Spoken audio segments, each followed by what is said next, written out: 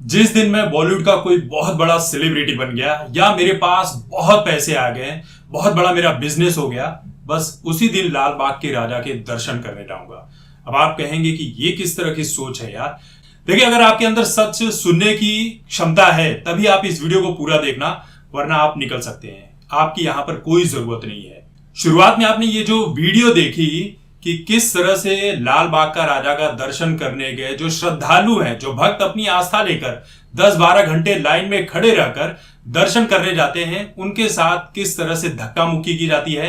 1 second तक माथा नहीं टेकने दिया जाता, उन्हें धक्के मारकर साइड में कर दिया जाता है। और वहीं दूसरी तरफ बगल में एक रिच फैमिली होगी, कोई पैसे वाली होगी, तो वहां पर खड़े होकर वो 15-20 मिनट सेल्फियां ले रहे हैं, तस्वीरें निकलवा रहे हैं।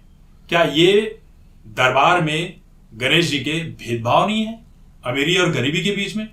ये लाल बाग में कोई पहली बार नहीं हुआ है, लाल बाग में हर साल होता है। क्या बच्चा, क्या बूढ़े, क्या गरीब, हर किसी के साथ इसी तरह से गंदा बर्ताव किया जाता है। लाल बाग मैनेजमेंट का कहना है कि उनके पास 5000 लोग हैं जो मैनेज कर रहे हैं इन सब चीजों को। तो मैनेज जिस तरह से किया जाता है, आप इसे मैनेजमेंट कहेंगे कि गुंडागर्दी कहेंगे?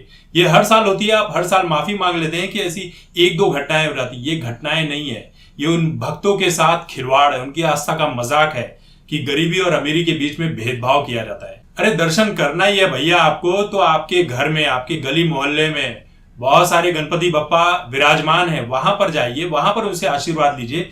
लाल बाग के राजा कोई अलग से नहीं है, वहां पर भी गणपति जी हैं और आपके घर में, गली मोहल्ले में भी गणपति जी ही विराजित किए जाते हैं। वहां भी वही आशीर्वाद मिलने वाला है जो लाल बाग के राजा को दर्शन करने के बाद मिलता है। बस एक प्रोपेगेंडा के तहत बॉलीवुड सेलिब्रिटी के जरिए, अमीरों के जरिए एक पीआर कैंपेन किया गया बहुत साल पहले कि लाल बाग के राजा के दर्शन करने के बाद आपकी सारी मनोकामना पूरी हो जाएगी। जी नहीं, ऐसा बिल्कुल भी नहीं है। आप अपनी मनोकामना घर बैठे भी कर सकते हैं अगर आपके दिल में सच्ची श्रद्धा और आस्था है। आप लाल बाग के राजा के दर्शन करके चले आइए, मनोकामना वहां पर मान लीजिए, जो भी मन्नत मांगनी है, और उसके बाद आप काम धंधा मत कीजिए, आपकी सारी इच्छाएं पूरी हो जाएंगी। ऐसा तो है नहीं।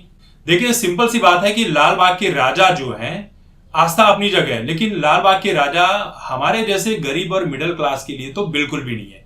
ये है तो सिर्फ बॉलीवुड के लोगों के लिए है, बड़े बड़े कॉर्पोरेट्स के लिए हैं, जिनके पास पैसे हैं। आप 10-12 घंटे लाइन में खड़े होते हैं, भूखे प्यासे, बाथरूम तक नहीं जा पाते हैं, बच्चों के साथ, वृद्ध महिलाएं हैं, बुजुर्ग हैं, ये सब लाइन में 10-12 घंटे खड़े रहते हैं। और 10-12 घंटे खड़े रहने के बाद 1 सेकेंड, 5 सेकेंड तो दूर की बात है, 1 सेकेंड वो अपना माथा नहीं टेक पाते। 1 सेकेंड वो अपना माथा नहीं टेक पाते और उन्हें धक्के मारकर बगल में कर दिया जाता है। और वहीं पर बॉलीवुड के सेलिब्रिटी और अमीर लोग जब आते हैं तो बकायदा वहां पर खड़े होकर आधे घंटे दर्शन करते हैं, और बाकी के जो आम जनता के दर्शन है उसे रोक दिया जाता है इन वीआईपीज के लिए। क्या ये भेदभाव नहीं है? अगर दर्शन करने की इतनी ही इच्छा है इन बॉलीवुड वालों में और बड़े बड़े कॉर्पोरेट्स में, बड़े पैसे वालों में, तो भैया लाइन लगाओ। आपकी मनोकामना बिना लाइन लगाए पूरी हो जा रही है, सिर्फ पैसे के दम पर, और गरीबों का कोई अस्तित्व ही नहीं है। देखिए, ये बात बहुत सारे लोगों को वीडियो बुरी लग सकती है, लेकिन ये सारी सच्चाई है। ये सिर्फ मैं लाल बाग के राजा की बात नहीं कर रहा हूं। इस देश में जितने भी बड़े मंदिर हैं, इस सभी बड़े मंदिरों में ऐसा ही होता है। आप घंटों लाइन में खड़े रहते हैं और आपको 5 सेकंड वहां भी खड़े रहकर देखने तक नहीं दिया जाता है, छूने तक नहीं दिया जाता है। वहीं पर कोई सेलिब्रिटी पहुंच जाए या आप खुद वीआईपी पास लेकर 2000-5000 डालकर चले जाएं, तो आपको अच्छे से, अगर आपके साथ ये जो बदतमीजी जो आपने वीडियो में देखा है, ऐसी बदतमीजियां हर साल होती है लाल बाग में, अगर आप इसका विरोध भी करेंगे तो आपके साथ धक्का मुक्की की जाती है, कॉलर पकड़कर बगल में ढकेल दिया जाएगा और आपको घसीटते हुए बाहर लेकर जाएंगे, और तो और आपको पीट भी दिया जाएगा और आप कुछ कर नहीं पाएंगे। देखिए, ये बात सिर्फ लाल बाग के राजा की दर्शन नहीं है। रियलिटी में और भी बताना चाहता हूं कि हम में से बहुत सारे लोग जो सनातन का, हिंदुत्व का झंडा लेकर घूम रहे हैं ना, इसमें से आधे लोग तो नकली हिंदू हैं। इनको सिर्फ सोशल मीडिया पर पोस्ट करना है, दर्शन करते हुए सेल्फी लेनी है, इससे ज्यादा कुछ नहीं करना है। हम सब में से अधिकतर लोग नकली हिंदू हैं। आप गणपति जी के आगमन से लेकर विसर्जन तक देख लीजिए, किस तरह से भोजपुरी के अश्लील गाने बजाए जाते हैं, अश्लील डांस किए जाते हैं। ये क्या गणपति जी के लिए है? नहीं, ये सिर्फ आपके मजे के लिए है। किस तरह के गाने बजाए जाते हैं? कुंडी मत खड़काओ राजा, सीधा अंदर आओ राजा, लवंडिया लंदन से लाएंगे, रात भर डीजे बजाएंगे, और क्या बजाएंगे ये आपको पता ही है। इस गाने में शराब की, लौंडियाबाजी की, तमाम तरह की बातें की गई है, लेकिन ये गाना बजाया जाता है।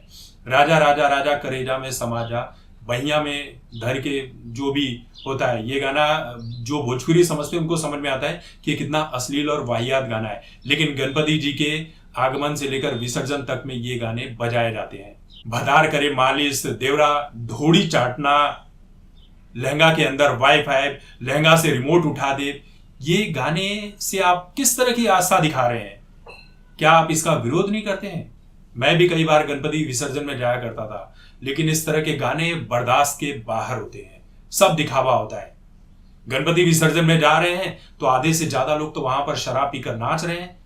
शराब पीना, गणपति विसर्जन एक शौक बन चुका है। और तो कई ऐसे महान लोग हैं जो अपने घर में भी गणपति रखते हैं, बस इस इंतजार में रहते कि कैसे गणपति जी का विसर्जन करें।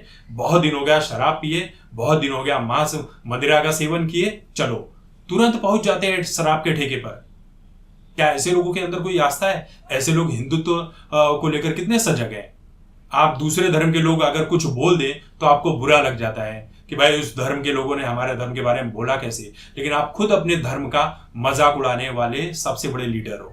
आप बहुत सारे गणपति पंडाल में चले जाइए, आपको वहां पर भजन कीर्ते हुए लोग मिल जाएंगे जो सच्ची श्रद्धा और आस्था के साथ दर्शन करते हैं और जो भी उन्हें करना होता है करते हैं।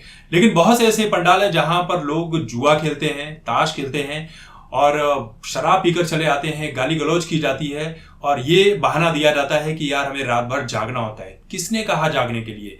जब आपसे सच्ची श्रद्धा और आस्था नहीं होती है तो आप बंद कर दीजिए।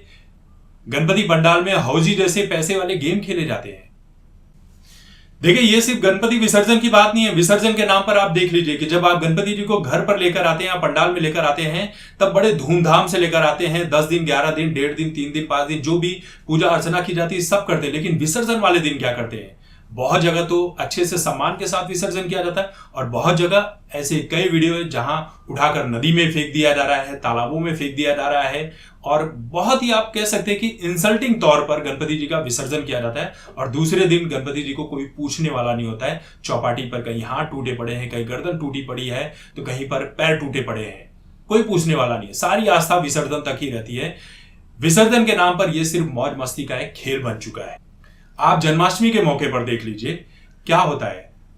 राधा जी और कृष्ण जी के वेशभूषा धारण करके कोई भी ऐरा गहरा नथु खैरा वहां पर डांस कर रहा है उनके गेटअप में, और गाने क्या बज रहे हैं? अश्लील, वही भोजपुरी के गाने। अश्लील भोजपुरी गाने पर आप कृष्ण जी को, राधा जी को, महादेव जी को, गणपति जी को डांस करवा रहे हैं वहां पर। बहुत से शादियों में यह प्रचलन हो गया है अब कि बारातियों के स्वागत के लिए वहां पर कृष्ण और राधा को नचाया जा रहा है। गणपति जी के वेशभूषा में, महादेव की वेशभूषा में वहां पर उनका स्वागत कर रहे हैं। अरे, सनातन धर्म का अपमान कोई और नहीं कर रहा है। लोग थोड़ा बहुत करते हैं, सनातन धर्म का अपमान खुद सनातनी करते हैं, वो भी बहुत ज्यादा बुरी तरह से। कुछ लोगों ने धर्म का धंधा बनाकर रख दिया है पूरे के पूरे सनातन धर्म को, और इसी पर बॉलीवुड जब एक मूवी बना देगा तब आपको बुरा लगता है। क्यों बुरा लगता है? OMG पिक्चर जब आपने पहली वाली देखी थी तो उसमें ये कहा गया था कि लोग हैं भूल जाएंगे। आप इसका कितना भी बड़ा बड़ा बात कर लीजिए, लोग कुछ टाइम के बाद भूल जाएंगे, और वाकई में भूल जाते हैं। जब तक आप फिल्म देखते हैं तभी तक अरे हमारे धर्म के बारे में कैसे बोल दिया। आपके अपने धर्म को बदनाम करने वाले आप ही हैं, कोई और नहीं है। तो इसलिए आस्था है तो करो ये सब, वरना सिर्फ सेल्फी के लिए, पोस्टिंग के लिए, दिखावे के लिए ये सारी चीजें तो बिल्कुल भी मत करो।